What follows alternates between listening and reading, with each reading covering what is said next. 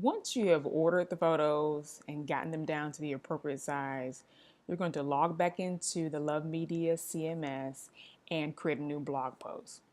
So you're going to go over here to the side menu, go under blog,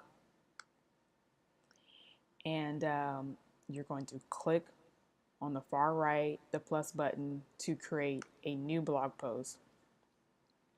You're going to fill out all of the descriptions and fill boxes that are necessary. We went through this in another video, which I will reference again so you can see how to fill out the fields for a new blog post. So once you have filled out all the fields for the new blog post, you're going to be taken to this blank page where the new post is, and you are going to go over here and click on the far right hand side, the plus button. You're going to be taken here to this box that is going to ask you to upload files to picture files to the post. You're going to click here on the drop files here to upload, and your menu of options should come up. And I'm going to go find where I've housed those photos.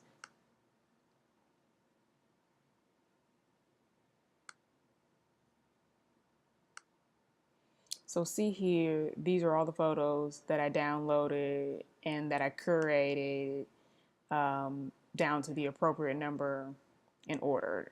And I'm going to select all of these photos to be uploaded to the new blog post.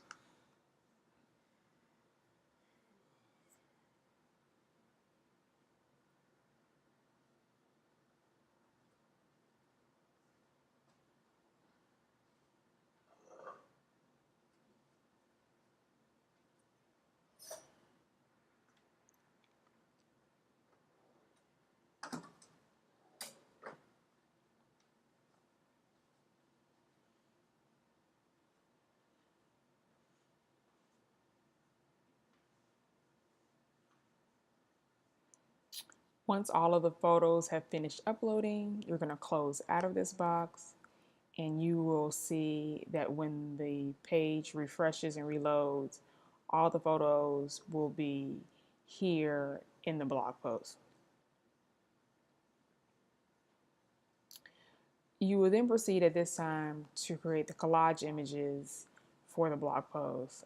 We've discussed this in another video, which I'll also reference, how to create collage images and single images for the blog post. Once you've done that, you're going to want to go over to, again, the side menu on the blog post and add all of the vendors that are associated with the blog post. This is in the sources side menu here, and you simply do this by clicking on the ad. Another box will open up. It will ask you for details, business name, website, email, and Instagram handle. So you're going to go back to the Owl Society website, click on credits, and here you will find all of the vendors associated with this post. So for example, for photography, I'm going to go back into the post, and under details, that's going to be the vendor category. So vendor category is photography. I'm going to type that in.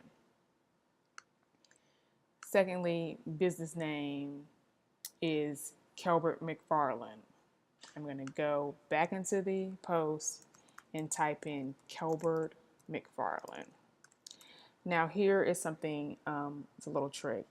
If the vendor has already been featured or profiled in another post on our website, it will be saved in the database. And how you can check if it's already been featured or profiled is this. Once you type in the business name, this is already going to be pre-populated under profile. You're going to click enter.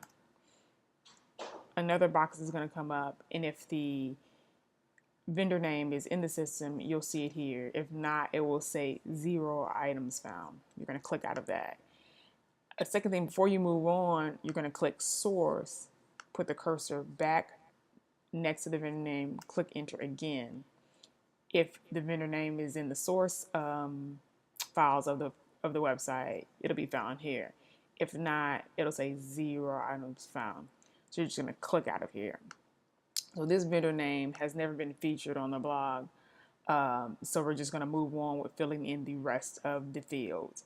If the vendor name was actually featured, the name would come up and all the fields associated with that name would be there, and you would simply click on that name and all of these fields would be populated. If for any reason you need to change a field or if it's incorrect, you can go in and change a field after the fact. But it just helps you to save time when a vendor has already been in the system, because you can click on the name, the fields will all be filled out, and you can save and move on to the next vendor. For this vendor, we're going to have to fill out all of the information new. So the next field is website. I'm going to go back here. We're going to find the website. We're going to copy it. And we're going to place it here. It always requests email. Email is probably one of the most important things to include in the vendor information. Unfortunately, with the Owl Society website, we do not have access to the vendor's emails. So what you're going to have to do is go to this vendor's website and try to find the email for the vendor. So that's what I'm going to do right now. I'm going to check the website first to see if I can find the email. Most times it's under the contact page of the website. So here I found this email, info@kelbert.co. So I'm going to copy it and place it in that field. If I can't find the email on the website, the second place I go is to the vendor's Facebook page and look at the About page in the Facebook profile. That typically also has email addresses, so that's another place you can look for email addresses. There will be times when you cannot find an email address and you will have to leave this field blank. Instagram, I will also try to find the Instagram handle. Usually I can find this on the website as well. Many times they will have a link to it directly on the website. If they don't, I will leave the Instagram field blank, but I will try to search for it. So I don't see the Instagram field, so I'm going to leave it blank. And once I've filled out all of this information, I'm going to hit save, and I see that my source is here. And if I ever need to change my source, I can go here into the Spokely wheel. The fields will pop up again, and I can change anything about the source. So if I find the Instagram handle later, I can add it here, etc. Then you're going to add additional sources as well. So the next source down is the ceremony venue, and I would add all of this information just as before.